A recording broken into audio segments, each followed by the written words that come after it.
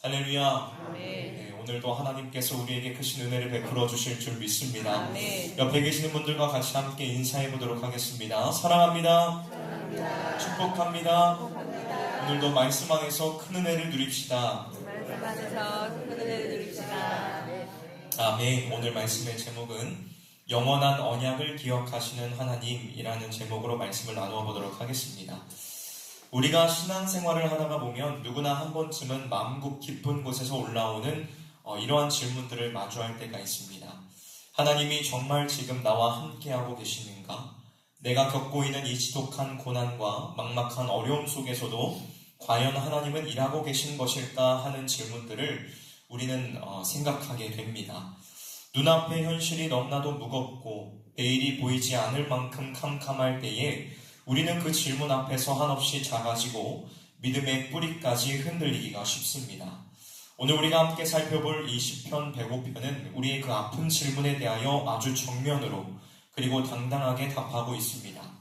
오늘 시인은 이스라엘의 장구한 역사를 처음부터 끝까지 되짚어보며 고난의 한복판에서도 하나님께서는 단 한순간도 자신의 언약을 잊으신 적이 없음을 선포하고 있습니다. 특히 오늘 본문 23절부터 45절까지는 이스라엘의 애굽의 모진 압제 아래 신음하고 있던 그 어두운 시간부터 10가지 재앙을 통한 기적 같은 해방, 그리고 거친 광야를 지나 약속의 땅 가나안에 이르기까지의 모든 여정을 따라가면서 그 모든 발걸음이 결코 우연이 아니라 하나님의 주도적인 행하심이었음을 고백하고 있습니다. 여기에서 우리가 반드시 주목해야 될 아주 독특한 사실 하나는 시인은 이 긴 역사를 서술하면서 이스라엘 백성들이 광야에서 저질렀던 수많은 실패들이나 불순종을 단 한 번도 언급하고 있지 않다는 것입니다. 여러분, 이것은 단순한 생략이 아닙니다. 하나님의 신실하심과 구원의 능력은 인간의 어떠함이나 자격에 달려있는 것이 아님을 분명하게 드러내기 위한 의도적인 선택이라는 것입니다. 기독교 상담학자인 데인 라이언이라는 분은 이렇게 말했습니다. 하나님이 우리를 결코 버리시거나 포기하지 않으실 것이라는 그 압도적인 확신에서만이 우리의 진정한 소망이 흘러나온다라고 말했습니다. 사랑하는 성실의 성도 여러분, 오늘 이 새벽 기도의 자리에 나오신 우리 모두가 하나님의 언약이 과거의 이야기가 아니라 지금 이 순간에도 내 속에서, 내 삶 속에서 변함없이 살아 역사하고 있음을 다시 한번 확인하는 귀하고 복된 시간이 되시기를 주님의 이름으로 축원합니다. 먼저 첫 번째로 우리는 역사의 주관자 되시는 그 하나님을 온전히 신뢰하며 의지해야 합니다. 오늘 본문 23절은 이스라엘의 애굽 땅에 들어가 나그네가 되었다라는 기록으로 시작되고 있습니다. 여러분, 이스라엘의 애굽 땅에 들어간 것은 결코 우연한 이민 사건이 아니었습니다. 하나님께서 요셉을 먼저 보내시고 야곱의 가족들을 그 땅으로 친히 이끄신 세밀한 섭리였습니다. 그리고 24절에서 시인은 하나님이 이스라엘을 크게 번성하게 하셨다고 고백하고 있지요. 미약했던 70명의 가족이 강대한 민족으로 자라나게 된 것, 그것은 하나님이 일찍이 아브라함에게 하신 약속을 신실하게 이루어 가신 명백한 증거였습니다. 그런데 25절에서 우리는 아주 뜻밖의 장면을 마주하게 됩니다. 하나님께서 애굽 사람들의 마음을 바꾸어 이스라엘을 미워하게 하셨다는 것입니다. 여러분, 이것이 무엇을 의미하는 것일까요? 이 표현은 단순히 애굽 사람들의 감정이 변했다는 것이 아니라 그들의 마음을 하나님께서 완전히 뒤바꾸어 놓으셨음을 의미합니다. 즉, 이스라엘이 겪었던 그 혹독한 압제의 시작조차도 하나님의 손바닥 안에 있었다는 사실입니다. 만약 애굽의 학대가 없었다면 이스라엘은 안일함에 젖어 그 땅을 결코 떠나려고 하지 않았을 것입니다. 하나님께서는 때로는 고통스러운 상황 자체를 우리를 구원하시기 위한, 구원으로 인도하시기 위한 거룩한 도구로 사용하시는 분이라는 것입니다. 26절부터는 모세와 아론을 보내시는 장면이 나옵니다. 하나님께서는 그들을 통해 10가지 재앙을 애굽 땅에 내리시며 자신의 권능을 보이셨습니다. 특별히 시인이 10가지 재앙 가운데 흑암 재앙을 가장 먼저 언급한 사실에 주목하십시오. 당시 애굽의 최고의 신은 태양신 라였습니다. 하나님께서는 애굽의 자존심과 같은 그 태양을 어둠으로 덮어버리셨습니다. 이것은 단순한 자연현상이 아니었습니다. 하나님만이 빛의 주인이시며 어둠까지도 자신의 주권 아래 두고 통치하신다는 뜻이 이것 가운데 담겨져 있는 것입니다. 하나님을 떠난 인간의 모든 성취와 문명이 얼마나 무력한 것인지를 분명하게 보여준 사건이지요. 마침내 이스라엘이 애굽을 떠날 때 37절은 아주 특별한 장면을 묘사하고 있습니다. 그 지파 중에 비틀거리는 자가 하나도 없었다는 것입니다. 여러분 상상해 보십시오. 400년 동안 노예 생활을 했다고 성경은 기록하고 있습니다. 노예 생활을 했다면 그들 가운데 병든 사람이 없었을까요? 몸이 다친 사람이 없었을까요? 그런 사람들이 있었을 터인데 지쳐서 뒤처지는 노약자들이 단 한 명도 없었다라고 성경은 말하고 있습니다. 하나님께서는 그들을 자유롭게 하셨을 뿐만 아니라 쇠약해진 그들에게 하늘의 은혜를 베풀어 주셨다는 것입니다. 사랑하는 성실의 성도 여러분, 우리의 삶에 찾아오는 위기와 역경 가운데 하나님의 손길이 닿지 않은 사건은 단 하나도 없습니다. 때로는 나를 숨막히게 하는 그 고통스러운 상황 자체가 하나님이 더 큰 일을 이루시기 위해 나를 깨우시는 과정일 수 있습니다. 애굽의 압제가 출애굽의 시작이었듯이 지금 여러분이 감당하고 있는 그 어려움도 여전히 하나님의 강력한 주권 아래에 있습니다. 내 힘으로 세상을 통제하려던 교만한 자리에서 내려와 모든 역사를 주관하시는 그 하나님만을 온전히 신뢰하십시오. 하나님만을 의지하십시오. 하나님이 우리와 함께 하시면 그 어떠한 막힌 담도 무너질 줄 믿습니다. 이 믿음으로 오늘 하루를 담대히 시작하는 저와 여러분이 되기를 우리 구주 예수 그리스도의 이름으로 간절히 축원합니다. 다음 두 번째로 우리는 땅의 조건이 아니라 하늘의 양식으로 살아가야 합니다. 우리는 날마다 하늘의 양식으로 살아가야 합니다. 애굽을 떠난 이스라엘은 이제 거칠고 메마른 광야에 섭니다. 앞에는 길이 없고 뒤에는 애굽 군대의 추격이 두렵고 주변에는 먹을 것도 마실 것도 전혀 없었습니다. 세상의 눈으로 보면 광야는 그저 죽음의 공간일 뿐입니다. 그러나 시인은 이 광야를 전혀 다른 은혜의 눈으로 바라보고 있습니다. 여러분 39절을 보십시오.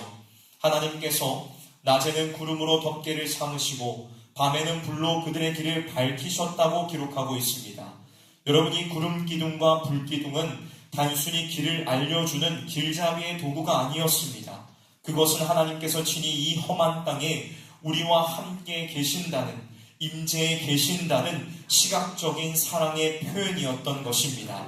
이 광야의 40년은 결코 버려진 시간이 아니라 하나님의 임재를 가장 가까이에서 경험하도록 허락된 은혜의 여정이었다는 것입니다. 특별히 40절에서 시인은 만나라고 표현하고 있지 않고 하늘의 양식이라고 부르고 있습니다. 여러분 이 표현에는 매우 깊은 영적인 의미가 담겨져 있습니다. 이스라엘은 애굽에 있을 때에 나일강의 풍부한 물과 비옥한 토지에서 나오는 소산물에 의지하며 살았습니다. 그들의 생존 근거는 철저히 땅이었지요. 그러나 광야는 땅으로부터 그 어떠한 것도 기대할 수 없는 곳입니다. 바로 그 결핍의 자리에서 하나님께서는 하늘로부터 양식을 내려주셨습니다. 이것은 단순히 배를 채우는 기적을 넘어서는 사건입니다. 이스라엘의 생존 근거가 더 이상 땅의 조건이나 자연 법칙에 있지 않고 오직 하나님의 입으로부터 나오는 말씀과 그분의 신실한 공급에 있음을 40년 동안 몸으로 배우는 과정이었다는 것입니다. 사람이 떡으로만 사는 것이 아니라 여호와의 말씀으로 사는 것임을 깨닫게 하시는 은혜의 훈련 시간이었다는 것입니다. 41절의 반석에서 터져나온 강물도 마찬가지입니다. 사도 바울은 훗날 이 반석이 곧 예수 그리스도시다라고 밝히고 있습니다. 광야의 생수는 단순한 수분 공급이 아니라 장차 오실 예수 그리스도께서 우리에게 영원한 생명의 생수를 주실 것에 대한 약속이었다는 것입니다. 사랑하는 성도 여러분, 광야는 결핍의 장소가 아니라 하나님의 기적을 경험하는 은혜의 학교인 것입니다. 이스라엘이 애굽에 있을 때에는 땅만 보며 살았지만 광야에서는 날마다 고개를 들어 하늘을 쳐다보아야만 했습니다. 매일 아침 만나를 거두지 않으면 그들은 굶어야만 했지요. 하루하루 철저히 하나님의 공급을 그들은 기다려야만 했습니다. 여러분 우리의 삶도 이와 다르지 않습니다. 우리는 자꾸만 눈에 보이는 것들에 땅의 조건들에 기대어서 안심하려고 합니다. 그러나 하나님은 우리를 때로 광야로 이끄시며 묻고 계십니다.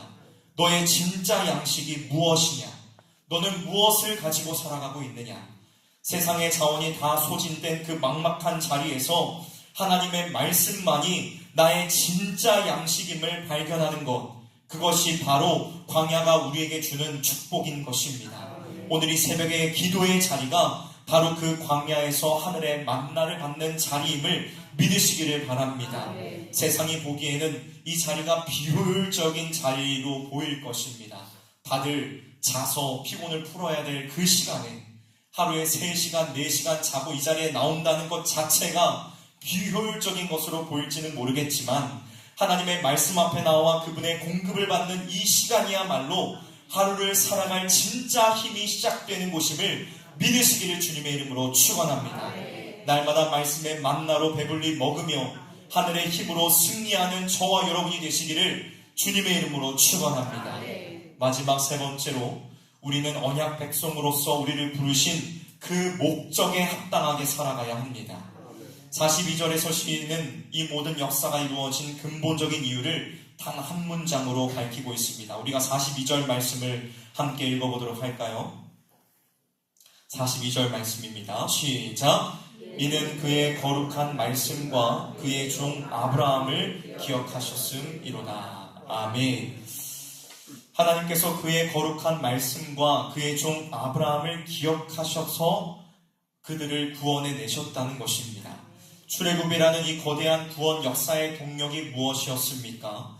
이스라엘이 특별히 이뻐서도 아니었고 그들에게 어떠한 자격이 있어서도 아니었습니다.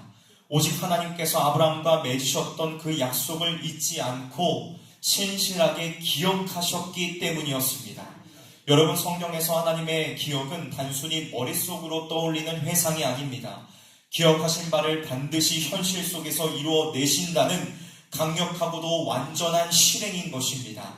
43절과 44절을 이어서 보면 택한 자들이 기쁨으로 나오고 약속된 땅을 기업으로 받습니다. 그런데 여기에서 가장 중요한 결론이 45절에 나옵니다. 하나님이 10가지 재앙으로 바로를 꺾으시고 홍수를 가르시고 만나를 먹이시며 가나안 땅을 주신 이 모든 드라마틱한 여정의 목적이 도대체 무엇이었을까요? 45절은 이렇게 선포하고 있습니다. 우리가 같이 45절 말씀을 읽어보도록 하겠습니다. 시작! 이는 그들이 그의 율례를 지키고 그의 율법을 따르게 하려 하심이로다. 할렐루야. 아멘. 사랑하는 성도 여러분, 이것이 출애굽의 최종 목적지입니다. 단순히 고통스러운 애굽에서 탈출하는 것, 그것이 출애굽의 목적이 아니라는 것입니다. 진짜 목적은 무엇이냐? 하나님의 말씀을 사랑하고 그 법을 즐거이 따르는 거룩한 백성이 되는 것, 이것이 진짜 목적이었다는 것입니다. 우리가 율법을 지키는 것, 하나님의 말씀을 따른다는 것은 구원을 받기 위한 조건이 아닙니다. 이미 십자가의 은혜로 구원받은 백성이 마땅히 도달해야 할 삶의 방향이라는 것입니다. 하나님의 목적은 우리를 지옥에서 건져내는 것으로 끝나지 않습니다. 우리가 하나님의 성품을 닮아 그분의 말씀을 따라 살아가는 존재, 곧 하나님과 온전한 사랑의 사귐을 나누는 그러한 존재가 되는 것입니다. 성경은 이렇게 말씀합니다. 내가 거룩하니 너희도 거룩할지어다. 사랑하는 성도 여러분, 하나님이 우리를 부르신 목적이 여기에 있습니다. 세상의 방식과 유행을 좇는 자가 아니라 하나님의 말씀을 기준 삼아 살아가는 자, 그것이 바로 언약 백성의 정체성이라는 것입니다. 때로는 말씀대로 사는 것이 손해를 보는 것 같고 버겁게 느껴질 때도 있습니다. 그러나 여러분 기억하십시오. 그 거룩한 삶은 우리의 스스로의 의지로 살아내는 것이 아닙니다. 우리를 언약 백성으로 삼으신 신실하신 하나님께서 성령을 통해 우리를 끝까지 붙드시고 마침내 거룩한 백성으로 우리를 빚어가실 것이라는 것입니다. 그러므로 오늘 이 새벽 기도의 자리에서 결단합시다. 하나님이 나를 구원하신 그 영광스러운 목적을 다시 한번 우리의 가슴에 새기십시오. 세상을 주관하시는 그 하나님만을 의지하고 날마다 하늘의 양식으로 내 영혼을 채우며 삶의 모든 현장에서 거룩한 백성다운 향기를 바라며 살아가시기를 주님의 이름으로 축원합니다. 언약 안에서 우리를 가장 아름답게 빚어가시는 그 하나님을 신뢰하면서 오늘 하루도 그분의 손에 이끌려 거룩한 승리를 거두는 저와 여러분이 되시기를 주님의 이름으로 축원합니다. 옆에 계시는 분들과 같이 함께 인사해 보도록 할까요? 하나님의 말씀으로 승리합시다. 하늘의 양식을 받아 승리합시다. 아멘이시죠? 말씀을 마무리하도록 하겠습니다. 오늘 우리는 시편 105편을 통해 이스라엘 역사를 관통하는 하나님의 신실한 언약을 살펴보았습니다. 애굽의 처절한 압제도, 10가지 재앙의 혼돈도, 광야 40년의 결핍도 사실은 하나님의 거대한 언약 안에서 세밀하게 조율된 과정이었음을 보게 되었습니다. 시는 이 모든 역사 속에서 백성들의 숱한 실패나 허물은 단 한 번도 언급하고 있지 않다고 앞부분에 말씀을 드렸습니다. 오직 하나님이 기억하셨고 하나님이 행하셨다라는 이 은혜의 선언만을 반복하고 있습니다. 사랑하는 성실의 성도 여러분, 이 위대한 고백은 오늘을 살아가고 있는 저와 여러분을 향한 하나님의 약속이기도 합니다. 하나님께서 아브라함과의 언약을 기억하사 이스라엘을 구원하신 것처럼 오늘날 하나님께서는 독생자 예수 그리스도의 피로 맺으신 그 새 언약을 지금도 기억하시며 저와 여러분 우리 모두를 지금도 붙들고 계십니다. 우리의 부족함이 그 언약을 결코 취소할 수 없습니다. 우리의 연약함이 하나님의 사랑을 흔들지 못합니다. 하나님의 기억은 반드시 우리의 삶 속에서 승리로 이어질 것입니다. 오늘 이 새벽의 자리에서 믿음으로 굳게 결단하십시오. 세상을 주관하시는 하나님만을 나의 유일한 주인으로 모시기를 바랍니다. 날마다 말씀 앞에 나와 하늘의 양식을 공급받으십시오. 그리고 나를 언약 백성으로 부르신 목적을 기억하며 가정과 직장과 모든 삶의 자리에서 거룩한 하나님의 백성으로 살아가시기를 주님의 이름으로 축원합니다. 언약 안에서 우리를 끝까지 빚어가시고 마침내 완성하실 그 신실하신 하나님을 전적으로 신뢰하며 오늘도 승리의 걸음을 걸어 나아가는 저와 여러분이 되시기를 주님의 이름으로 축원합니다.